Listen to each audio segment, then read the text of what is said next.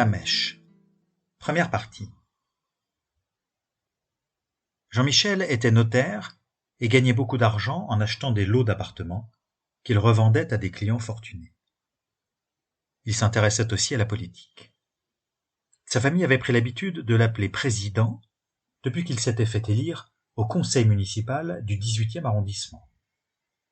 Pour celui qui était monté à la capitale pour y faire ses études, c'était une sacrée réussite et, puisqu'il n'en concevait pas d'arrogance, on ne le jalousait pas. Il était par ailleurs assez fier de la mèche qui lui barrait le front et qui ne blanchissait pas, une mèche qu'on aurait dite lustrée par des crèmes, légère et soyeuse comme des cheveux d'enfant, ondulant mollement quand il se déplaçait. À l'heure où tant de collègues commençaient à se dégarnir, il éprouvait une satisfaction secrète à sentir sa mèche lui caresser le front et croyait voir sa jolie couleur cuivrée attirer les regards. Il en oubliait presque son ventre rebondi, qui risquait de le rendre bientôt ridicule avec sa petite taille. Longtemps, il avait inspiré de l'ironie à 3 cousins bordelais. Du haut de leur cabinet de conseil, ils s'étaient moqués de celui qu'ils appelaient le notable. Ils lui trouvaient des airs de parvenu et dans un secteur sans prestige. Cependant, lorsque Jean-Michel avait finalement signé des contrats d'investissement portuaire sur la Seine, en partenariat avec le conseil régional, sa réputation avait encore gagné des galons. On avait parlé de succès foudroyant et le lustre des Bordelais avait perdu de son éclat. Jean-Michel estimait donc avoir réussi. Il occupait désormais avec sa femme un vaste appartement donnant sur les abords venteux du Trocadéro, dans une résidence élégante. Il lui venait tant d'argent qu'il manquait d'idées pour l'investir. Il partait chaque jour au travail avec une énergie farouche, pensant défaillir devant la somme des choses à accomplir. Mais il restait surpris par la fluidité de ses journées. Ses 2 enfants volaient désormais de leurs propres ailes et lui laissaient les coudées franches. Il n'avait pas trouvé de meilleure expression que ce paradoxe pour définir son état d'esprit, l'exaltation sereine. Si peu de proches auraient parié sur sa réussite 20 ans plus tôt. Il n'avait été qu'un adolescent insignifiant, tôt menacé par l'embonpoint. Ses résultats scolaires n'avaient jamais atteint de niveau convenable. Lent d'esprit, il n'avait eu que des amis de circonstance, même à la faculté de droit. Jusqu'à un âge tardif, sa vie sentimentale était restée maigre. Puis la confiance était venue lorsqu'il avait intégré le cabinet de notaire, après le baroud d'honneur qu'avait représenté le fait de venir à Paris. Il avait connu ses premières réussites, obtenues par le labeur et la persévérance, puis 20 années de ce qu'il appelait une accumulation primitive de bienfaits, jusqu'à cet âge mûr, saturé de satisfaction. À 50 ans, Jean-Michel se posa cependant des questions sur le personnage qu'il était devenu. Il avait peur de s'aveugler sur l'impression qu'il faisait aux autres. Constatant combien ses discours impressionnaient la famille, il redoutait qu'on finisse par le trouver prétentieux. Certes, il s'estimait à sa juste valeur. Il se sentait capable d'expertises pertinentes sur le monde professionnel et se pensait doté d'un jugement équilibré dans la plupart des domaines sur lesquels il s'efforçait de réfléchir. Mais les ridicules venaient vite. Jean-Michel se promit de faire attention à ce que son image ne lui échappe pas. Aussi commença-t-il ce qu'il appelait ses exercices d'humilité. Que deviendrait-il si sa fortune s'effondrait, s'il commettait des erreurs? Jean-Michel devait se préparer à ce que la vie devienne cruelle. Il n'aurait jamais la force, sinon, d'affronter la désillusion. Il devait ainsi vivre comme après, c'est-à-dire après l'échec, comme le voulait une expression que plusieurs séminaires de développement personnel lui avaient soufflée et qu'il avait à nouveau entendue lors de conférences sur le thème de la résilience. Il devait acquérir la force qui lui ferait surmonter les épreuves. et il s'imagina déchu, puis vivant seul, humilié par les rumeurs et les trahisons. Après tout, méritait-il son bonheur? Il était peut-être juste qu'il connaisse un jour des revers. Il corrigea donc son comportement. Par exemple, il décida de mieux écouter ses proches. Il se retint de livrer des analyses trop fournies, adopta un sourire plus doux.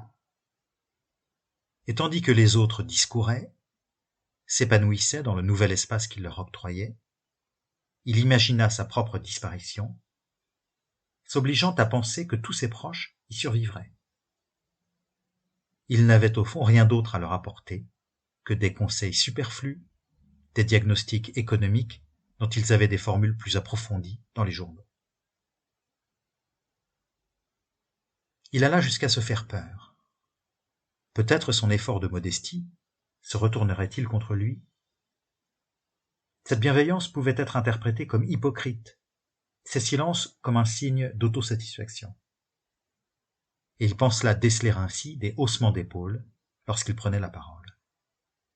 Et il frissonna lorsque des rires gagnèrent l'assistance à certaines de ses interventions. Mais il n'eut jamais la preuve qu'on se moquait de lui.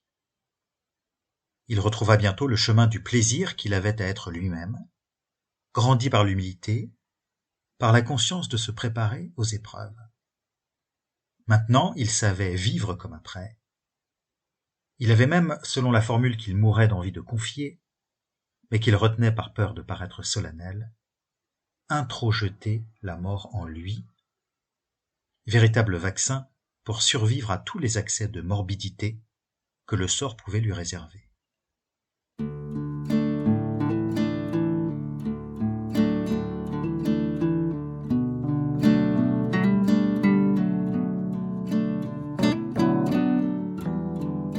Deuxième partie. 5 ans plus tard, Jean-Michel vérifia l'étendue de sa notoriété à l'occasion d'une cousinade, vaste réunion de cousins portant le même nom. Sa femme, Marie-Hélène, avait organisé les réjouissances, mais c'est à lui qu'on adressa les félicitations. On lui présenta les nouveau-nés, les enfants qu'il n'avait pas vus depuis longtemps et dont il oubliait les prénoms. Il avait réservé plusieurs chambres dans des hôtels proches, négociant d'excellents tarifs. Les proches cousins vinrent rendre visite à Jean-Michel sur sa terrasse, merveilleusement entretenue par Marie-Hélène. Cette dernière investissait dans ses roses, ses tilleuls, ses rhododendrons, un peu de l'amour qu'elle ressentait pour sa famille et qu'elle dissimulait de manière à ce que son mari jouisse d'une aura plus certaine. Alors il se joua autour du parasol une aimable comédie de compliments, de plaisanteries bienveillantes et de promesses de retrouvailles. Une comédie souvent interrompue, cet après-midi-là, par le passage en contrebas d'une voiture annonçant par haut-parleur un spectacle de cirque dans un quartier pourtant lointain, le 19e arrondissement. 2 spectacles se donnaient par jour dans un centre dramatique. L'idée fit son chemin. On décida d'emmener les enfants voir les clowns, dimanche, avant que la famille ne se disperse. D'humeur magnanime, Jean-Michel accepta d'accompagner le groupe. Des voix s'élevèrent pour le dissuader. Il n'avait pas à perdre son temps. Il avait suffisamment passé d'heures avec les enfants. Mais il insista. Après tout, on était là pour se divertir. Cela faisait 30 ans que Jean-Michel n'avait pas été au cirque. Il était de son devoir d'homme, en quelque sorte, de connaître chaque aspect de la vie familiale. Le petit groupe découvrit une entrée modeste, flanquée de linteaux de métal, barbouillés de restes d'affiches. À l'intérieur, une grande salle haute de plafond, éclairée par une verrière aux poutres blanches. Dans la cour voisine avait été installée la modeste ménagerie, communiquant avec la salle par une double porte. On apercevait un zèbre tendre misérablement les babines pour espérer brouter une touffe d'herbe hors de sa cage. les enfants ne comprendraient pas le pathétique de ce ballet d'hommes et d'animaux. Mais Jean-Michel allait s'amuser, lui, et savourer son propre comique, celui d'un patriarche embarqué dans une aventure anecdotique. La misère du spectacle dépassa toutes ses attentes. L'animateur était un homme ventripotent, à la nuque massive, suintant une force maladive. Il haranguait la foule avec un porte-voix de carton, hurlant des phrases qui restaient sans effet, annonçant le programme à grand renfort de superlatifs. Jean-Michel s'amusa à estimer ce que pouvait rapporter une séance, et ses calculs aboutirent à une somme dérisoire. Comment cette famille de saltimbanques pouvait-elle vivre? Quel plaisir pouvait-il y avoir à arpenter sans relâche le territoire français pour si peu? Les numéros s'enchaînèrent. Un cheval au galop lourd, un zèbre fléchissant les genoux, une démonstration de serpents provoquant des malaises dans le public, une adolescente potelée dont l'animateur répétait qu'elle était sa fille et qui s'élevait dans les airs pour exécuter avec lassitude des mouvements sans grâce. Le tout couronné par les simagrées de quelques enfants, circulant dans les rangs pour compléter les recettes et jouant si manifestement de la corde sensible que c'en devenait gênant. L'avant-dernier numéro consistait en l'apparition du clown, très attendu. Celui-ci n'était autre que le patron, vaguement maquillé de blanc, affublé d'un pantalon trop large et d'un nez rouge à peine visible. Il exécuta un sketch poussif dans lequel il jouait de la trompette, tandis que sa fille cherchait à l'évacuer de la scène, faisant pleurer au passage quelques enfants que le bruit effrayait. Puis il annonça le clou du spectacle, le numéro du rasage. Il chercha dans l'assistance un spectateur à la barbe généreuse. Mais puisqu'il ne trouvait que de jeunes hommes glabres, des pères dégarnis et des enfants craintifs, il jeta son dévolu sur Jean-Michel, sans doute parce que son costume et son air digne appelaient la moquerie. Jean-Michel resta sans voix. Incapable d'imaginer un prétexte pour éviter l'exercice, il fut tiré sans ménagement par la fille et se retrouva sur un tabouret, étourdi, les éclairages braqués sur lui. Le gros homme suait à grosses gouttes, effet conjugué de l'effort et de la conscience du malaise que provoquaient les numéros. Avant qu'un énorme seau de mousse à raser ne lui soit versé sur la tête, Jean-Michel eut le temps d'apercevoir, dans les rangs du public, ses neveux se cachant la bouche ou le visage. Puis la substance glacée se répandit sur lui, de la tête aux genoux. Il en eut un hoquet de surprise, pendant que la foule poussait enfin de timides exclamations de joie. Soufflant entre ses lèvres pour propulser la mousse, Jean-Michel eut une impulsion de colère. Mais il aurait été ridicule à quitter la scène. Peut-être se serait-il fait huer, aussi décida-t-il d'endurer. Contractant les cuisses, il frissonna. Son pantalon lui collait aux cuisses et paraissait lourd. Le clown hurlait des insanités que Jean-Michel entendait à peine, concentré sur l'air indifférent qu'il cherchait à se donner. Il aurait tellement préféré que le clown soit vraiment drôle. Il se crispa lorsque le gros homme arbora d'immenses ciseaux. On n'allait tout de même pas lui couper les cheveux. Cette mèche qu'il avait tant de plaisir à lustrer. Elle était maintenant plaquée sur son front, dégoulinante, et le clown s'en empara d'une main peu délicate, tirant sur les racines et s'adressant au public pour lui demander s'il devait couper.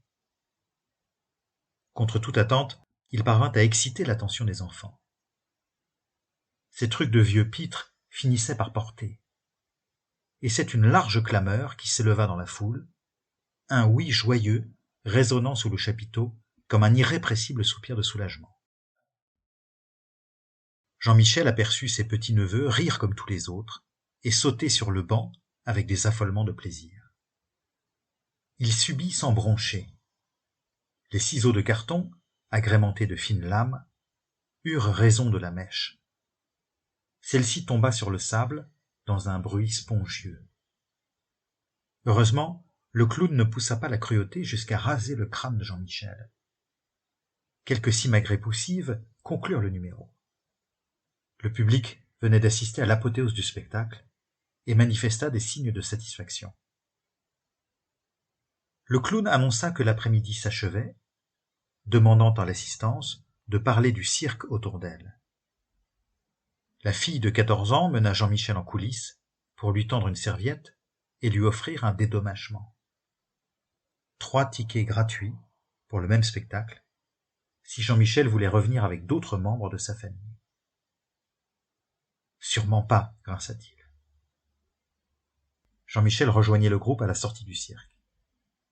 Les enfants semblaient ravis, les adultes un peu moins. Personne ne fit allusion à ce que le patriarche venait de subir. C'était aussi bien. Jean-Michel voulait résister à l'envie de se plaindre à propos de sa mèche. Il était maintenant affublé d'atroces épis, qu'il allait s'empresser de dompter dans la salle de bain. Au dîner, la famille eut l'élégance de ne plus parler du cirque. Et Jean-Michel partit se coucher tôt, fatigué, mais trouvant difficilement le sommeil.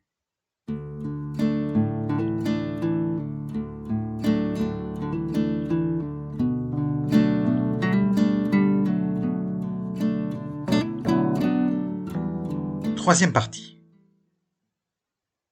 Tout le monde quitta la ville enchanté. Jean-Michel eut du mal à retrouver le sentiment de fluidité qui avait été le sien, mais renoua malgré tout avec sa vie d'homme d'influence. Il se sentait d'autant plus satisfait de sa condition que le souvenir cuisant du cirque lui révélait l'existence d'un monde misérable et menaçant, si proche du sien.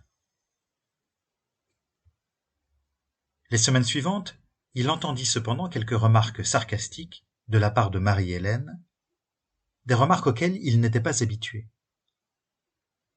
Cette femme discrète mais digne semblait avoir gagné de l'aplomb. N'avait-elle pas le port de tête altier, le sourire ferme? Ne prenait-elle pas des airs d'aristocrate à l'œil protecteur? Elle semblait fière de sa chevelure blanche, vigoureuse et mieux tenue. La mèche de Jean-Michel, elle, n'avait toujours pas repoussé, et il se désespérait de retrouver son allure d'homme à la solide énergie. Marie-Hélène se permit d'ironiser sur les délicatesses vestimentaires de son mari. « Arrête de te contempler dans la glace. »« Je ne me contemple pas, je redresse ma cravate. »« On te l'avait bien redressée ta cravate au cirque. » Décontenancé par cette insolence, Jean-Michel décida d'agir en fin politique, c'est-à-dire sans répondre. Le problème est qu'on semblait s'être donné le mot. 3 mois plus tard, au conseil municipal, l'hilarité fut déclenchée par la perspective d'accueillir un cirque dans un gymnase. Qu'est-ce que le clown nous propose cette fois-ci? Douche gratuite? Massage aux escargots? Mortifié, Jean-Michel fit semblant de ne pas entendre. Il était surpris que la rumeur se répande jusqu'ici.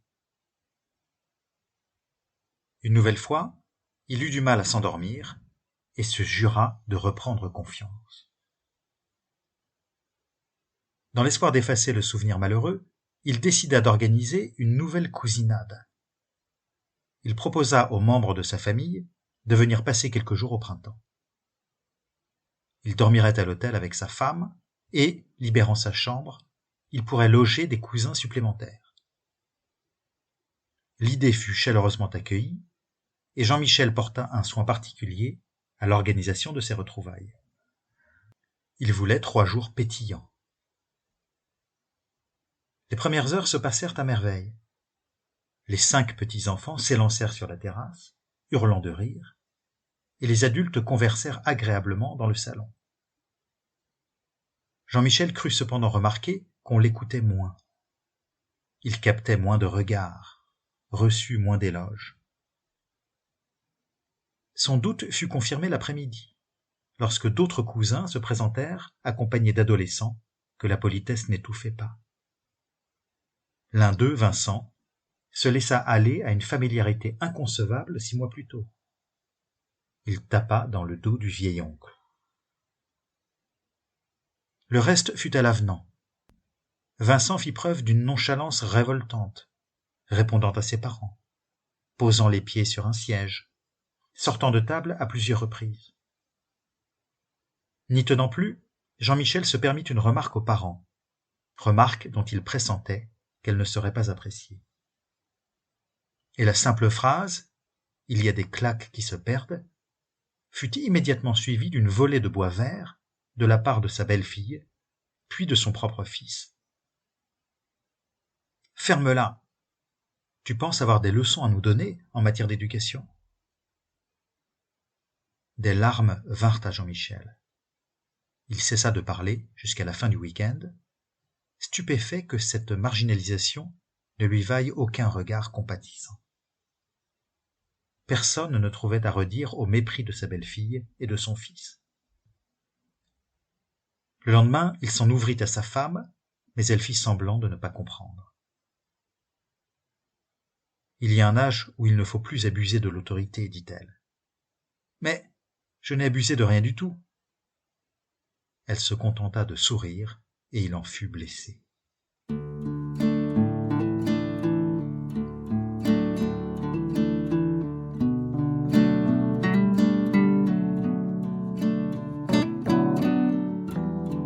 Quatrième partie.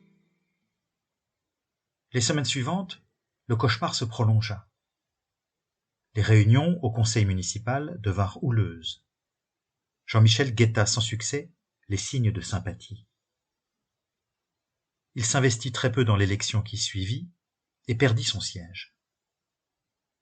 Effrayé par ce qu'il percevait comme un cycle défavorable, il eut peur qu'un lot d'appartements bientôt construits peine à trouver acheteur.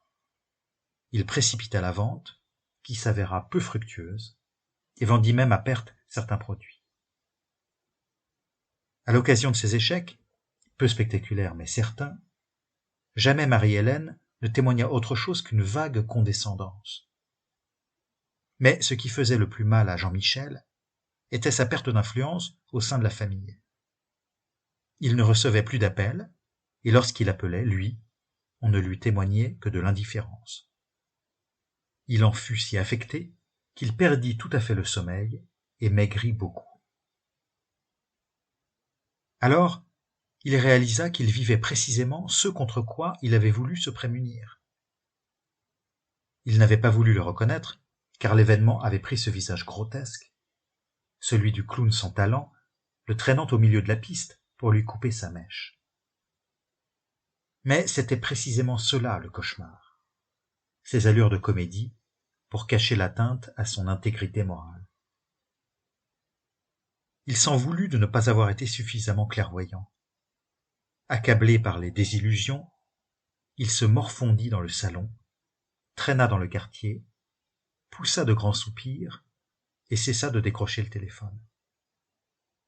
Quant à sa mèche, elle refusait décidément de pousser. Ce vide sur son front le vieillissait sans retour. Jean-Michel rendit visite à son médecin qui constata son état de grande fatigue et lui prescrivit des anxiolytiques. Pas d'antidépresseurs ? Voyons d'abord l'effet que vous font ces pilules-là. Jean-Michel retrouva le sommeil, mais persista à demander des antidépresseurs. Alors, le médecin se montra formel. « Monsieur, vous ne faites pas de dépression. Vous avez des symptômes de grande fatigue, mais il faudrait d'autres signes, comme l'incapacité à vous lever, ou bien des pleurs inexpliquées. Vous dormez bien, vous restez lucide, vous n'avez rien perdu de votre esprit incisif. Quant à votre perte de poids, c'est une excellente nouvelle pour votre diabète. » Jean-Michel sortit du cabinet étourdi, n'osant trop sourire encore. Ces exercices d'humilité auraient-ils donc porté leurs fruits ? Il devait se rendre à l'évidence. Sans même le réaliser, il avait développé des réflexes de mise à distance. Car, et même s'il était difficile de l'admettre, il riait maintenant lorsqu'il avait le courage de penser à la scène du clown et au visage effaré de ses neveux. Il riait quand il pensait que le destin si dramatique, contre lequel il avait voulu se prémunir, avait pris cette tournure grand-guignolesque. Il avait voulu vivre comme après, et cet après, sans qu'il le voie venir, avait failli l'engloutir, mais Jean-Michel s'était sauvé, bien malgré lui. Cette révélation suffit à le requinquer. Retrouvant son allant, il conclut en beauté sa carrière, en vendant une dernière série d'appartements à des prix formidables. L'esprit léger, il prit la décision de déménager, au prétexte de trouver une maison plus conforme au train de vie d'un couple de retraités. En vérité, pour tourner la page. Il décida de quitter Paris. Et sa mèche cessa de lui manquer. Se rasant le crâne, il s'imagina dans la peau d'un acteur vieillissant, mais viril. Il ne regagna cependant jamais son autorité, tout en restant philosophe. Marie-Hélène avait d'ailleurs l'air surpris qu'il surmonte si bien ses revers. Peut-être s'était-elle attendue à ce qu'il tourne vers elle pour mendier de l'amour, mais il garda son quant à soi, cessa d'être bavard, et se mit à plaisanter sur un ton nouveau, assénant des jeux de mots parfois un peu tristes, mais charmants. Prise de court, Marie-Hélène éprouva jusqu'à la fin de ses jours un amour certes atténué par rapport aux premières années, mais avec quelque chose d'intrigué. Quant à Jean-Michel, il vécut décidément comme après, c'est-à-dire comme avant l'incident. Et cette sorte de petite éternité suffit à imprimer sur ses lèvres un discret sourire.